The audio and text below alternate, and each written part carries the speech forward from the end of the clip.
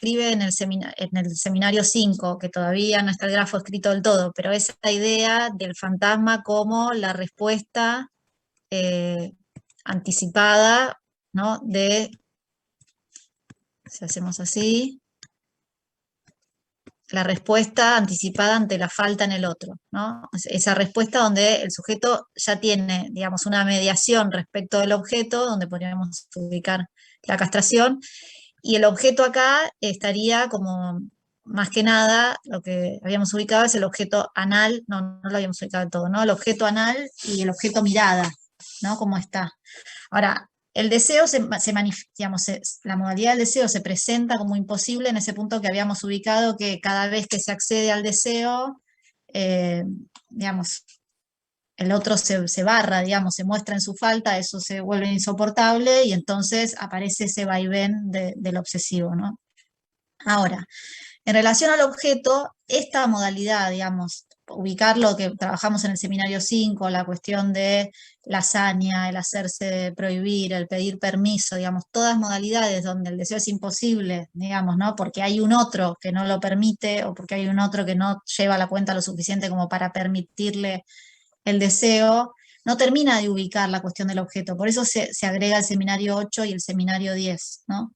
Porque ahí lo que Lacan lo que empieza a ubicar es la modalidad de goce que está en juego en el deseo imposible. Así como en el seminario 17, podemos decir, está la modalidad de goce que está en juego en el deseo insatisfecho, ¿no? Entonces, Lacan toma privilegiadamente el objeto anal y el objeto mirada en la neurosis obsesiva por el tipo de presentación clínica que aparece, ¿no? Y ahí hace toda una elaboración de que la demanda, digamos, no está, vieron que acá habíamos ubicado el campo de la demanda, ¿no? Que es el campo, digamos, de la relación al otro, del lenguaje, donde el otro puede interpretar la intención del sujeto y dar una respuesta, ¿no? En el sentido de un mensaje, ¿sí? Bien, lo que Lacan ubica en la neurosis obsesiva es que lo que está en juego en esa demanda, ¿sí? En esa demanda al otro, Lacan ya en el seminario 5 hace esa idea de que hay una demanda oral y hay una demanda anal, ¿no? La demanda oral, dice, en ambas, tanto en la demanda oral, y eso es el seminario 5, es muy temprano, pero Lacan ya introduce esa cuestión, que tanto como en la demanda oral como en la demanda anal, de lo que se trata es de incorporación o rechazo, ¿no? Al sujeto no le queda mucha opción más que incorporar el objeto o rechazarlo. En la alimentación se incorpora o se rechaza, y en la demanda anal efectivamente también está esa cuestión de se puede rechazar o incorporar que la demanda del otro, ¿no? Entonces, ¿se acuerdan que acá habíamos ubicado que además no hay mucha distinción entre el sujeto y el otro en este campo, ¿no? Porque lo que yo pido es lo que el otro me dice que yo pido, y en el campo de la imagen, ¿sí? Yo soy, acá tenemos al yo soy la imagen del otro con minúsculas, ¿no? Todo así. Bien, entonces, en la demanda anal, o sea, en el objeto oral, tenemos una relación en particular al otro, de esta incorporación o rechazo, con todas las dificultades que ahí se ponen en juego, en lo que implica la incorporación del objeto, ¿no? Que puede llegar al punto de la anorexia en un caso grave, a todas las cuestiones, digamos, ¿no? que implican soportar la incorporación del objeto, desde el seno materno, digamos, desde la lactancia, hasta la cuestión de la incorporación de la comida. No hay niñez que no pase por esa dificultad de cómo se vela el objeto para comer, ¿no? Efectivamente, todas las, digamos, las astucias que hay para disfrazar, ¿no? Entonces se hace puré de colores, ¿no? Para que coman verduras, se disfraza, se tritura la carne para que no vean carne, hasta que siempre hay un ser maligno por algún lado y le dice, lo que estás comiendo es una vaquita o un chanchito hermoso como el pig de no sé qué, y listo, no comen carne. Entonces no quieren comer y hay que velar el objeto, bueno. Eso, digamos, desde lo más natural, desde lo más común hasta las cosas más complicadas, digamos, efectivamente la incorporación del objeto supone cierto velo en lo oral, ¿no? Bien, ahí hay varias cuestiones, Freud tiene algunas ideas respecto de, podemos poner la cuestión de tótem y tabú, lo que implica incorporar el objeto, bueno, etcétera, etcétera, incorporar al padre, etcétera. Pero en el objeto anal, Lacan lo que empieza a ubicar, ¿no? Porque vieron que en Freud, en Inhibición Síntoma de Angustia, está lo sádico anal, que está puesta digamos, el acento en lo sádico, en la agresividad que está en la relación al objeto anal. Pero Lacan lo que empieza a ubicar es que en el objeto anal hay una demanda particular, ¿sí? ¿Por qué? Por dos cuestiones. Primero, por la demanda que hay en relación con el otro, ¿no? El otro empieza a demandar ese objeto, ¿no? Un objeto particular que Lacan dice es el primer objeto que el sujeto puede subjetivar, ¿no? Es el primer objeto donde el sujeto puede incorporar como propio, porque en el objeto oral no hay un objeto propio, en todo caso está el seno materno, digamos, ¿no? Y podemos hacer todas las lecturas de Winnicott, de si es, de quién es el objeto. Lacan dice es amboceptor, ¿no? Es de la madre y es del niño, es el objeto transicional. Bueno, ahora, en el objeto anal, eso está en el seminario 8 y sobre todo en el 10, lo que Lacan dice es la primera vez que el objeto puede subjetivarse, ¿no? A ver si lo encuentro bien. Vieron que en la página 324 dice, ¿por qué vía entra el excremento en la subjetivación? ¿No? Creo que habíamos mencionado algo la última vez. Yo escucho mucho las críticas de que ridículo la cuestión de la caca como algún tipo de objeto que se simboliza y se puede, digamos, hacer una ecuación con el niño, ¿no? Bien, lo que Lacan dice es que efectivamente el objeto anal, tanto como el objeto oral, es un objeto donde se juega la relación al otro, ¿no? En la existencia, digamos, en la relación al otro con mayúsculas, obviamente encarnado por alguien de carne y hueso, valga la redundancia, es donde se juega la relación al otro. Pero Lacan dice que es un objeto que puede entrar en la vía de la subjetivación, ¿no? Y entonces dice que ese objeto además entra en la vía de la subjetivación por la demanda, y dice, de la madre, ¿no? Y que es una demanda particular. ¿Por qué? Porque habíamos ubicado que ese objeto, creo que habíamos dicho algo la vez pasada, ese objeto es tanto añorado, digamos, valorado, como rechazado, ¿sí? Se pide al niño, a la niña obviamente, que haga caca porque es algo hermoso, porque la caca de mamá y todo eso, y se le pide como un objeto preciado, y se festeja cuando se hace, y se festeja si además deja los pañales y pasa otra situación, etcétera, etcétera. Se festeja como un regalo que el niño hace, pero a la vez se rechaza cuando se hace fuera de su pedido, digamos. Entonces, es un objeto donde empieza a entrar en juego la demanda de una manera más radical, digamos, y donde además el objeto tiene esta posición, digamos, ambigua, como dice, ¿no? Bien, entonces dice, se le pide al niño que retenga, haciendo de él una parte del cuerpo, luego tras esto se le dice que lo suelte, siempre bajo demanda, ¿no? Entonces, es por primera vez, dice Lacan, que el sujeto puede, digamos, retener y no responder, no dar lo que el otro le pide, ¿sí? Y todo lo que implica el problema de la educación excremencial, digamos, ¿no? Del control de esfínteres. Entonces, la cuestión es que ese objeto tiene una relación con la satisfacción de la demanda del otro, ¿no? Entonces, Lacan dice, ahí, en esa satisfacción, se puede satisfacer al otro o no en esa respuesta, ¿sí? El niño por primera vez tiene un objeto que vale, digamos, y que está en su propio cuerpo, ¿sí? Y que puede dar bajo demanda o puede rechazar dar, ¿sí? Incluso en eso puede, digamos, cambiar la relación de potencia que tiene el otro. Recuerden que la vez pasada habíamos ubicado que para Lacan efectivamente el otro es omnipotente, a diferencia de la psicología de la época que pensaba que el niño era omnipotente. Lacan dice eso es una estupidez, el que siempre es omnipotente es el otro con mayúsculas, ¿sí? Está bien, en el campo oral el niño puede ser, digamos, cerrar la boca y no querer comer, y es el campo de lo que en pediatría se llama la anorexia infantil o la anorexia mental, ¿sí? Porque es esa negativa a comer, que Lacan lo invierte un poco después, pero podría ser ahora, en la demanda anal, efectivamente puede, digamos, invertir esa potencia y ser él el que ahora puede decir que no, ¿sí? Bien, entonces, Ahora, en ese, sí. sea, que para traer un ejemplo que en estos días, o sea, como que justo estamos viendo esto, y me dice una amiga que está en plena educación disciplinar con su hijo, y el hijo se le acerca y ella quedó como muy sorprendida porque le dice, me voy a esconder para que no te des cuenta cuando tengo ganas de hacer caca, Claro, para y que no sí. lo veas. Y para que no le pido. Claro, no, no, es genial ese punto, ¿eh? O sea, no falla nunca. Está la cuestión, Increíble. bueno, de que se esconden, está la cuestión, o los que, por ejemplo, agarran, digamos, van no al inodoro, sino a la pelela y agarran y se lo llevan de regalo, digamos, ¿no? Y eso no, eso es un asco, acá no, y entonces, ¿cómo? Pero no era que pedís que después de que dejé los pañales, que, ¿no? Entonces, ahí empieza, Lacan dice, ahí está la base de la ambivalencia obsesiva. ¿Sí? Incluso de la duda. O sea, que ya no es solamente una cuestión mental, sino que tiene una raíz en una, digamos, en una cuestión del objeto y donde hay un goce. Así como hay un goce en dar, va a haber un goce en la retención. ¿Sí? Eh, bien, se ve bien claro la relación a la demanda. Sí,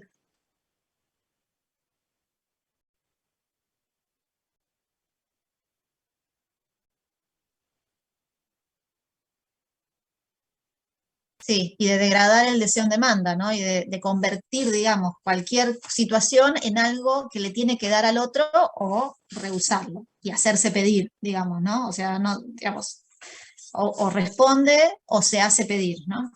Entonces, les decía que es una demanda, como dice Lacan, de reconocimiento ambiguo, ¿no? Y donde, dice en la página 326, progresamos, las satisfacciones se van perfilando y muy bien podríamos ver allí el origen de la ambivalencia obsesiva, ¿no? Eh, este sí y no a la vez, ¿no? Como incluso piensen ahí la lógica de los dos tiempos, la lógica de la duda, ¿no? Que ya no es solamente, por eso les decía, tiene una raíz en el objeto, en este objeto anal, ¿no? En relación a los dos tiempos de la demanda, ¿no? Porque ahí lo que Lacan ubica, esos dos tiempos que están en la ambivalencia, en la duda, en el síntoma en dos tiempos, podríamos decir, son los dos tiempos que están en juego en la demanda anal, ¿no? Se pide y se rechaza, ¿sí? Eh, bueno, Lacan dice, ¿no? Es la demanda de la madre, que es guárdalo y dalo, ¿sí? O sea, y además Lacan dice, y si lo doy, ¿a dónde va? ¿No? O sea, que ahí también está, porque lo que piensen que, y si lo doy, ¿a dónde va? Lo que se empieza a jugar también ahí es la pérdida, ¿no? Porque muchas de las dificultades de poder, el control, digamos, de esfínteres excremenciales, que ese objeto se pierde. Y además Lacan dice que es un objeto en la que, por eso les decía, que por primera vez el sujeto puede subjetivar y en el que se hace representar. ¿Sí? Entonces, si se hace representar ahí, ¿no? La pérdida del objeto, entregar ahí la materia fecal, la caca, implica una pérdida, ¿no? Que es muchas veces la dificultad ¿no? Porque vieron que generalmente respecto del pis es la enuresis, se hacen pis encima, ¿no? Ahora, respecto de la caca es lo que se llama la encopresis, ¿no? Que pueden retener durante días, ¿no? Hasta que la cosa revienta, digamos, ¿no?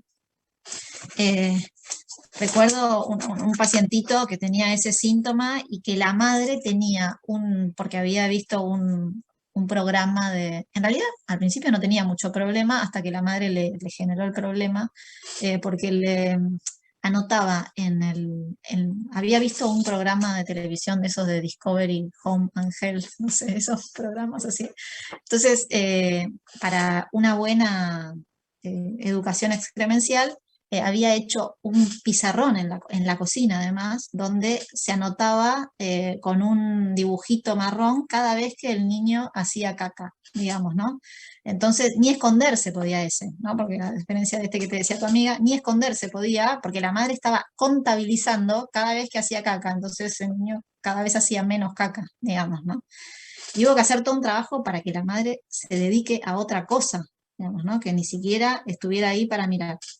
Entonces, la cuestión ahí es como si Lacan ubicara toda la cuestión del problema de la demanda, de degradar el deseo en demanda, tiene esta apoyatura, podríamos decir, de goce porque hay un objeto en juego, que es el objeto anal. ¿Sí? El objeto anal, que no es solamente la caca, sino ese objeto que está en relación a una demanda particular, que se presenta como esta demanda ambigua, ¿sí? Y que deja, digamos, a quién va a ser después un obsesivo o una obsesiva en esta ambigüedad o en esta ambivalencia, en estos dos tiempos, y cómo el objeto además puede ser, por eso digo, la cuestión de la ambivalencia, que Freud pesca rápidamente en la neurosis obsesiva, porque se trata de un objeto amado y odiado a la vez. Y el objeto anal es el que mejor representa esa situación, ¿sí? Entonces, yo, con esto que a ver, vos decías, digamos, respecto del fantasma, eso está en el seminario 8, pero no sé si está en la bibliografía.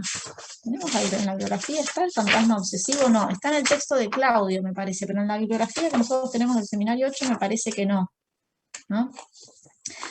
Me parece, ¿no?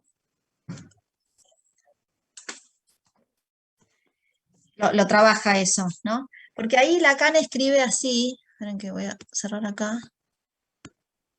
En vez de escribirlo de esta forma, Lacan escribe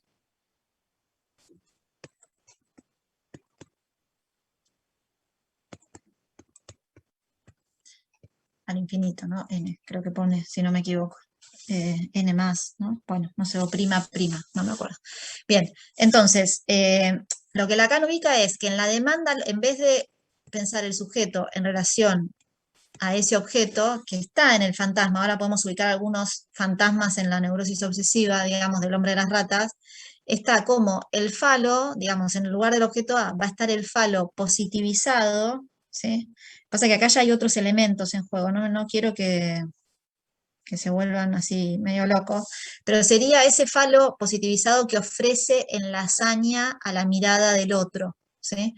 Esto que creo que algo señalamos la vez pasada, digamos, que el modo en que se arma artísticamente la neurosis obsesiva, ¿no? Es en ser esa imagen que supone que el otro espera, de él o de ella, que supone que el otro espera, y que le ofrece, digamos, a esa mirada del otro en las hazañas, por ejemplo, ¿no? Eh, el hombre de las ratas, esa idea que tenía de que él era un buen paciente y que Freud en algún momento le iba a entregar la hija para el casamiento porque él era un buen paciente, ¿sí? Bien, y después que los objetos, digamos,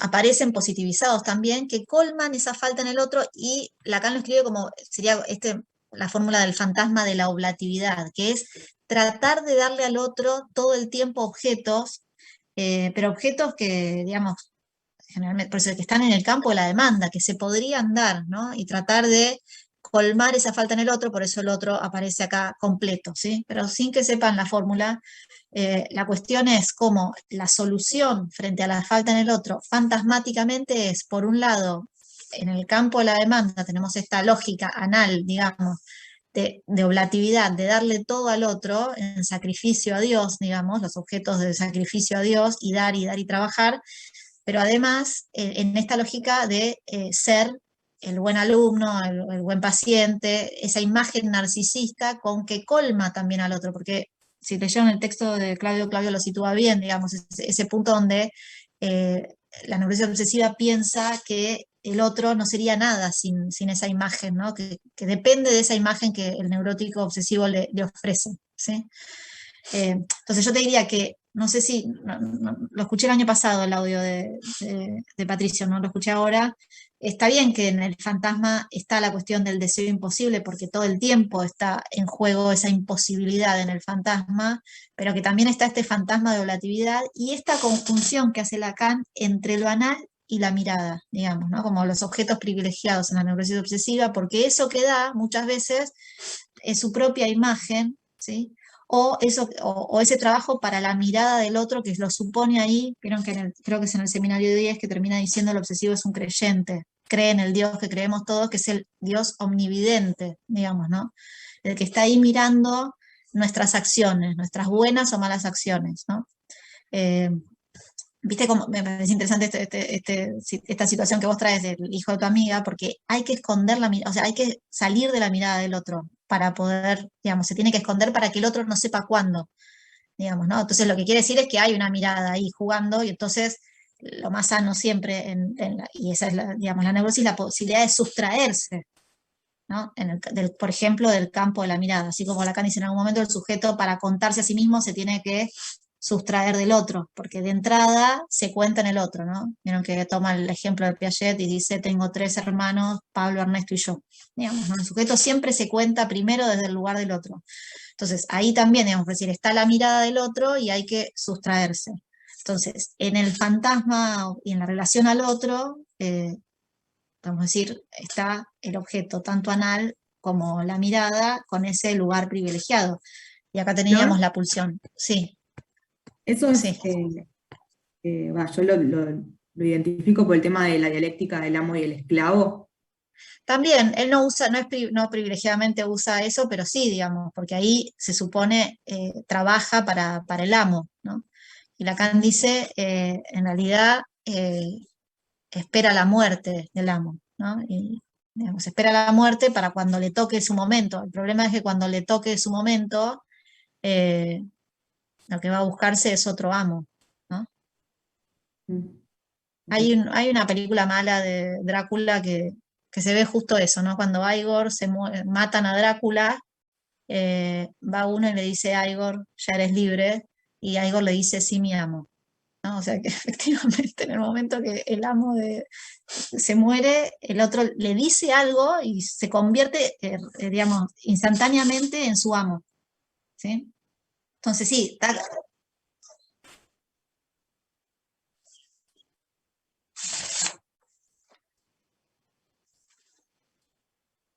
bueno, sí, en esa mirada, de hecho está la escena esa del espejo, ¿no? Donde está, digamos, mirándose y supone que el padre lo estaría mirando, ¿no? Miren, por ejemplo, uno podría decir, a nivel del fantasma del hombre de las ratas, tenemos, no sé si tengo este cuadrito, después se los paso igual, siempre trae más problemas que soluciones. El fantasma fundamental es mi padre me pega, ¿no? Ese fantasma que Freud construye, que le construye y le enchufa, digamos, a Freud, al hombre de las ratas, ¿no? En la exhibición frente al espejo está ahí el otro como espectador, ¿no? Con la mirada. Entonces, a nivel pulsional tenemos el objeto mirada, a nivel fantasmático tenemos esa escena donde el otro está como espectador, ¿sí? En las fantasías diurnas, digamos, esas que tiene de cuando corre, cuando esa que supone que el día que el novio de la dama, que él ama, digamos, no la rica, sino la pobre, el marido lo va a contratar, recuerdan toda esa escena, ¿no? Lo va a contratar para, eh, digamos que como empleado y él va a trabajar hasta que este hombre se cometa una situación amoral y él tenga que salvarlo, etcétera, etcétera, ¿sí? Eh, bueno, ahí tenemos, ¿no? Él trabajando para el otro, en la lógica del amo y el esclavo, y donde él no corre ningún riesgo, porque en esas fantasías son, digamos, corre riesgos, digamos, en la fantasía, pero efectivamente él no realiza ningún acto, ¿no? En la fantasía de transferencia, ¿no? Esa que aparece respecto de, que termina con, digamos, tanto la idea de que le va a entregar a la hija como en casamiento, como ese sueño que él tiene de los ojos de Betún, que es que tiene, digamos, esa mujer, digamos, ese sueño que él tiene donde hay una mujer con ojos de betún, ¿sí? Con caca en los ojos, ¿sí? Bueno, por un lado aparece ese hacerse demandar, ¿no? Porque Freud ahí va a pedirle que se case con la hija, y en el sueño ese de los ojos de excrementos, ¿no? Ahí está, como en lo banal, en la mierda, digamos, se encuentra un objeto valioso, ¿sí? Eh, Después, en el espiar a las mujeres desnudas, ahí tenemos la mirada, ¿sí? Y cómo el deseo de ver queda anudado a una prohibición paterna, ¿no? Que también está muy, digamos, arraigada en la neurosis, ¿no? Y ahí está lo de la prohibición, que está en la misma idea que Freud hace del fantasma fundamental, ¿no? El deseo viene ligado a una prohibición, ¿no? Eh, bueno, y en esa idea del fantasma de que castigan a una rata, ¿sí? Recuerdan que ahí está toda esa escena que después Freud arma, ¿sí? Ahí tenemos la pulsión anal en lo asqueroso, ¿sí? y cómo después termina siendo la imagen de sí mismo eso, ¿no? O sea, él es la rata, digamos. Entonces, digo, en el fantasma se conjugan los objetos pulsionales, que es la mirada y la voz, y uno puede decir, en las escenas que el fantasma arma, tenemos el deseo imposible. El deseo imposible porque está prohibido por un otro, ¿sí? O porque está pedido por el otro, ¿no? O porque él tiene que trabajar para el otro, por eso les decía, ¿no? O se hace pedir, ¿sí?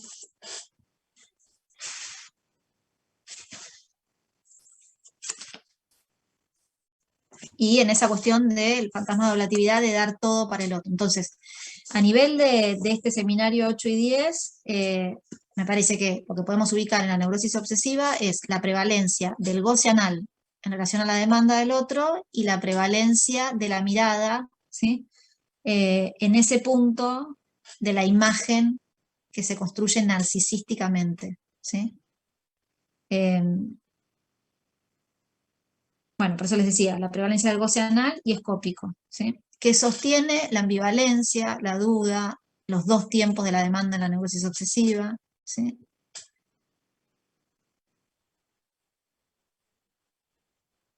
La idea es que puedan ubicar eso, ¿sí? Por esto que les decía, porque en la demanda anal de lo que se trata es de satisfacer al otro. Y ven ahí la tensión que hay entre algo que puede ser placentero para el sujeto o no, de un objeto que forma parte de su cuerpo y que tiene que perder, ¿no? O un objeto que forma parte de su cuerpo que entra en la lógica de la demanda, y una vez que entra en la lógica de la demanda se lo tiene que dar o no al otro, ¿sí? Y entonces ya está ahí siempre tratando de satisfacer la demanda del otro o de rechazar esa demanda, ¿sí?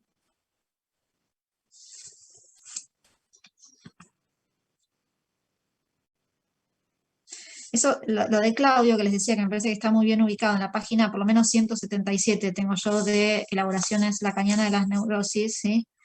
Lacan dice, se puede observar que Lacan traza un singular conjunción entre la relación del sujeto con la demanda anal y el plano escópico. El control esfinteriano revela la relación del sujeto que cede una parte de su cuerpo porque el otro se lo pide, como el buen niño que cumple con que la madre le demanda y le entrega su regalo. En ese ser el buen niño está una imagen narcisista, a la cual se identifica y con la cual se satisface, podríamos decir. Se satisface el sujeto y se satisface al otro, ¿no? Obteniendo el reconocimiento amoroso, el cual le provee una satisfacción narcisista. Pero ese regalo no se agota en el objeto anal, es también dar una imagen. Así lo afirmaba mucho tiempo antes en el seminario 2, ¿no? En la posición del obsesivo, todo lo que pertenece al orden del don, recuerdan que el don es el objeto que se da al otro, el regalo, ¿sí? Está apresado en una red narcisista de la que no puede salir, ¿no? En el seminario 10 dice, aquello que él considera que aman es una determinada imagen suya. Esta imagen se la da al otro, ¿no? Ahí está lo anal y la mirada. Esa imagen que él supone que el otro tiene de él, por la cual tiene que trabajar para sostener esa imagen, porque no vaya a ser que el otro se desilusione y no sea lo que el otro espera, ¿sí? Esa imagen, esa satisfacción, esa imagen que le da satisfacción narcisista, se la entrega al otro, ¿sí? Dice, se la da hasta tal punto que se imagina que el otro ya no sabría de qué agarrarse si esta imagen llegara a faltarle, ¿sí? El mantenimiento de esta imagen de él es lo que hace que el obsesivo persista en mantener toda una distancia respecto de sí mismo, que es precisamente lo más difícil de reducir en el análisis. Lo que agrega acá después Lacan, lo pueden leer en el texto que Claudio señala, es ese punto donde está tan aferrado a esa imagen que tiene una distancia entre lo que es esa imagen y lo que él es, ¿no? Entonces, es muy típico de la neurosis obsesiva que habla de sí mismo como si hablara de otro, ¿no? O sea, habla como casi en tercera persona, aunque no sea como el Diego que dice el Diego, digamos, ¿no? Maradona tal cosa. No digo eso, no hace falta que use esa forma, digamos, de usar la tercera persona, sino que efectivamente habla, digamos, de tal manera que se desafectiviza, ¿no? Está totalmente, el afecto está desplazado y puede hablar de eso como si hablara de alguien que está hablando allá, de ese que está ahí, digamos, ¿no? Y es una manera también de mantenerse a resguardo, de no poner nada en juego, de no pasar digamos, no dar el paso del acto, ¿sí? Flor, perdón, ¿en Sí. qué página estabas recién lo que estabas leyendo? Eso estoy en la página 177 del texto de Claudio de Elaboraciones lacanianas sobre la neurosis, que se llama Conciencia y muerte en la neurosis obsesiva. Buenísimo, gracias. Es hermoso ese texto y es bastante esclarecedor a mi gusto, y tiene como un recorrido bastante amplio. Después, sí, y después tienen, sí, y después entre la página, que también está bastante desarrollado, entre la página 129 y la página 141 del mismo libro, del texto ya de Mazzuca, de Roberto Mazzuca, a ver cómo está el título acá, fue cambiando este texto. La neurosis obsesiva en la elaboración lacaniana. Entonces, les vuelvo a decir, desde la página 129 hasta la 141, tienen muy elaborado y desarrollado esos temas ahí también. Va punto por punto. ¿Y el de Godoy, puedes repetir la página, Flor? Sí, igual les recomiendo todo, pero lo que estaba leyendo está en la página 177. Gracias.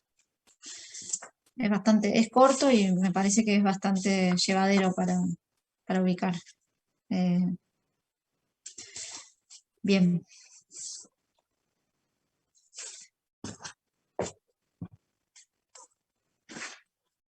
Yo creo que la cuestión es ubicar eso central, digamos, ¿no? ¿Y qué es lo que hace también lo que después se puede volver, digamos, que no alcanza con el sentido del síntoma, ¿no? Porque me parece que es lo que se encuentra Freud también en el historial, ¿no? Hay una cara del sentido del síntoma, de lo que el síntoma puede ser interpretable, de lo que el síntoma se deduce, digamos, en la cadena significante, en la historia, como veíamos, ¿no?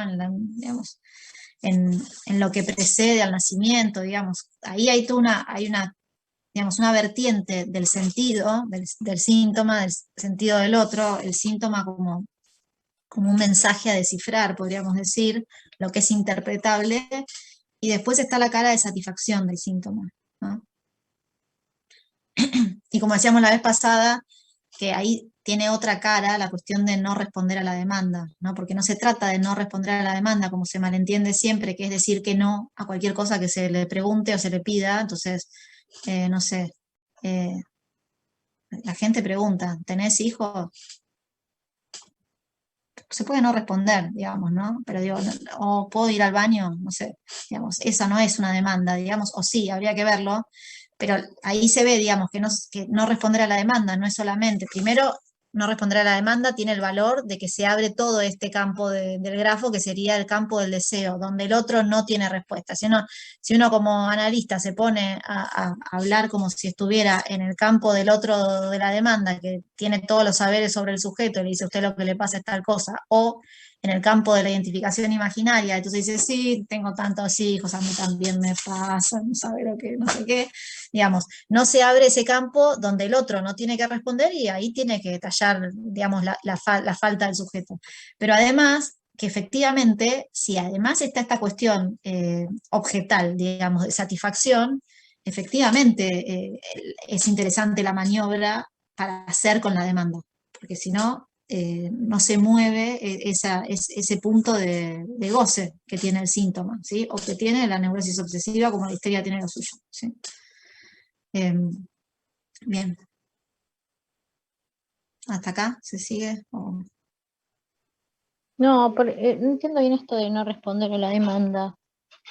A ver, No, porque digo, si la demanda supone, tenemos dos niveles, ¿no? Si la demanda supone un llamado, acá dice un llamado a recibir el complemento del otro, ¿no? ¿Qué quiere decir eso? Si hay un sujeto dividido, la demanda lo que pide, ¿no? Es el llamado a recibir el complemento de lo que me falta al otro con mayúsculas, ¿no? El otro con mayúsculas, encarnado en el lenguaje, digamos, pero en un ser puede responder a la demanda, ¿no? En este campo del sentido, ¿no? Entonces decir, bueno, lo que le pasa es tal cosa, ¿no? Así como la madre dice, tiene hambre, ¿no? Entonces digo, hay un nivel ahí que si se responde a la demanda en el sentido de complementar la falta, ¿sí? Bueno, se puede hacer ciertas cosas, pero el análisis a lo que apunta es a que se abra este margen que dice Lacan de la náusea, del vértigo, que supone el deseo, donde el sujeto ya tiene que enfrentarse con otras cosas, con la pulsión, con la falta en el otro y con su fantasma que da una respuesta a esa falta, ¿no? Y respecto de esta cara, digamos, por ejemplo, en la neurosis obsesiva de la demanda anal, ¿no? Si uno responde a la demanda, entra en esa lógica, digamos, donde el sujeto después actúa o hace o vive para satisfacer la demanda ahora del que está en el lugar del analista, ¿no? Por esto que les decía, ¿no? Que trabaja para darle los objetos para satisfacer al otro o para rechazarlo y entonces hacerse pedir, digamos, ¿no? Entonces, digo, en ese punto, no responder a la demanda supone una intervención en ese sentido, en los dos sentidos, digamos, en no complementar lo que es incomplementable, porque efectivamente esta división no se colma con los objetos que se puedan dar en el campo de la demanda, y porque no se entra en esa lógica de la satisfacción. El sujeto tiene que enfrentarse con otra cosa. Ahí no sé si respondí.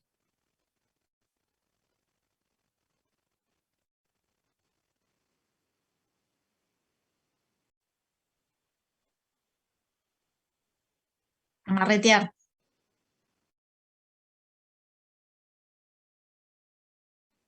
Sí, sí,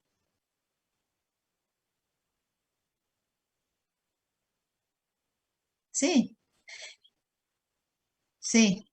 Y no hace falta irse a una isla, ¿no? Los que se encierran, no, porque yo necesito mi tiempo, y se encierran o no responden los llamados, y no hace falta, se arman una isla, digamos, sin irse a la isla, ojalá se fueran a la isla, ¿no? En el sentido de que se la banquen, digamos, ni siquiera. Se ponen en el medio del lugar y el solipsismo, digamos, de la neurosis obsesiva. Sí, y ahí se hace pedir. Esto es interesante, porque lo que generalmente produce es que el otro le empiece a pedir, ¿no? Sí.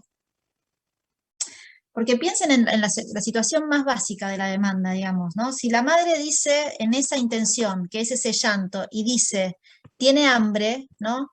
Entonces después le va a pedir que coma. No es solamente una interpretación en el sentido intelectualista del término. Hay una demanda, le pide que coma. Y después que coma de cierta manera, y después que coma vegetales porque no sé qué, y después porque no me comió toda la comida, ¿no? Bueno, y es infinito eso, ¿no? Entonces, en ese sentido del otro, aparece la demanda. Y entonces lo que Lacan agrega en estos seminarios, porque además en el 10 ya está haciendo su elaboración del objeto A, es, bueno, cómo se juega el objeto A, ¿no? En uno de los niveles que, podríamos decir, están en la elaboración que ustedes tienen de Fabián sobre las distintas sustancias episódicas del objeto A, digamos, o los tiempos, digamos, o los distintos modos, ¿no? En el A1, A2, A3, A4. Bueno, acá estamos entre el A3, que es el objeto pulsional, y el A4 de cómo se juega ese objeto en relación al deseo y al fantasma, ¿no? Y la cuestión es que en la neurosis el deseo y el fantasma vienen juntos, ¿no? Y, perdón, que el fantasma, el deseo y la demanda vienen juntos, no es que son cosas por separado. Hay que poder distinguir, digamos, en esa demanda qué deseo hay, ¿no? Que es, por ejemplo, lo que Lacan muy tempranamente distingue entre enunciado y enunciación, ¿no?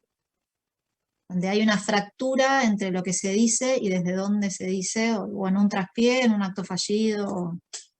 Bueno, ahí también tienen esa distinción entre el campo de la demanda y el campo del deseo, ¿no?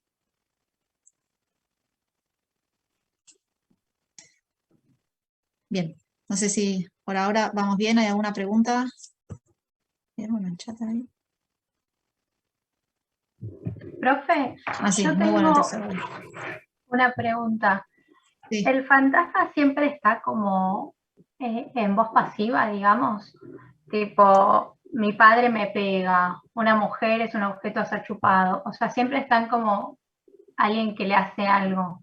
¿Se entiende lo que voy? Sí, sí, es que eso Lacan se apoya en Pegan a un niño, digamos, y en ese trabajo que Freud hace de cómo se despersonaliza, por decir de alguna manera, bajo ese segundo tiempo que queda reprimido, digamos, que Freud reconstruye, y donde ya el sujeto queda ahí como impersonal, podríamos decir, ¿no? O quién es el que me pega, digamos, ¿no? Entonces, sí, generalmente aparece en esa voz pasiva, digamos, ¿no? O en ese...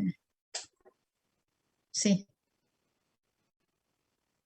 Pero eso sigue, eso, la elaboración que Lacan retoma de Freud de Pegan a un niño, digamos, ¿no? Genial, Y el modo en que gracias. se hace más soportable, digamos, ¿no? En la escena se hace más impersonal, ¿no? Pero ahí, por eso, y está como habíamos ubicado la vez pasada, está el objeto pulsional, pero ya velado en un guión, en una escena, ¿no? Por eso les decía que están los tres registros en el fantasma, ¿no? Está la cara simbólica, que es ese guión, ¿no? Que, bueno, no es Lacan, pero Miller hace una lectura de cómo todas las fantasías diurnas digamos, se deducen y se tienen un denominador, y el fantasma sería el fantasma fundamental, o ese fantasma de pegan a un niño, una mujer es, cómo sería el denominador común de las fantasías o de esas escenas que el sujeto supone en relación al otro, ¿no? O que dan esa respuesta al porqué, ¿no? Creo que habíamos ubicado eso, que cada vez que hay un porqué, me pasa lo que me pasa, generalmente es una lectura fantasmática esa, ¿no? Porque supongo una relación al otro particular y qué objeto está en juego, ¿no? Entonces está la cara simbólica en ese guión, digamos, que termina siendo casi un axioma, digamos, ¿no? Después, la cara imaginaria en esas escenas, imágenes diurnas, perdón, o en el sueño, digamos, donde eso se figura, ¿sí? Casi en el teatro, podríamos decir, de la neurosis, y la cara real de cómo está el objeto pulsional y el goce en juego, ¿no? Entonces uno podría decir, los tres registros están involucrados en el fantasma.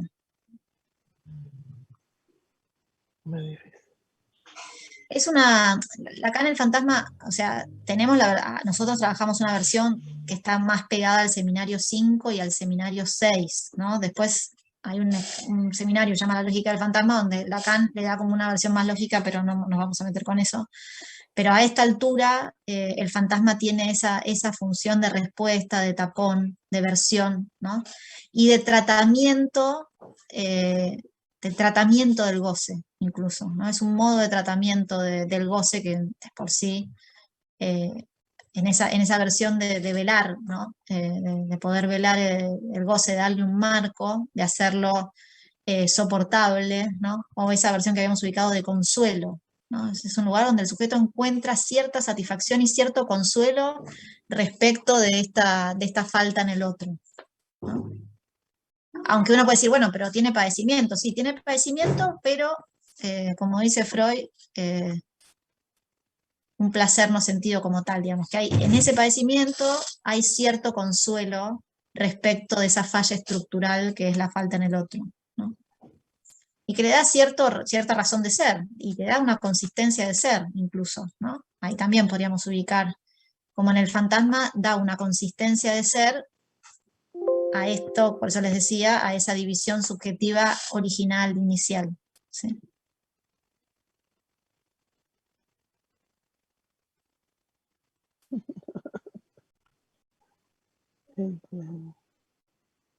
Bien, no sé si alguien está diciendo algo o se activó un micrófono, no sé si hay alguna pregunta.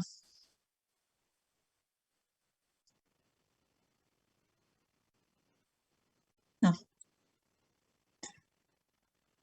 Bien. ¿Alguna duda más respecto de esto o algo en particular?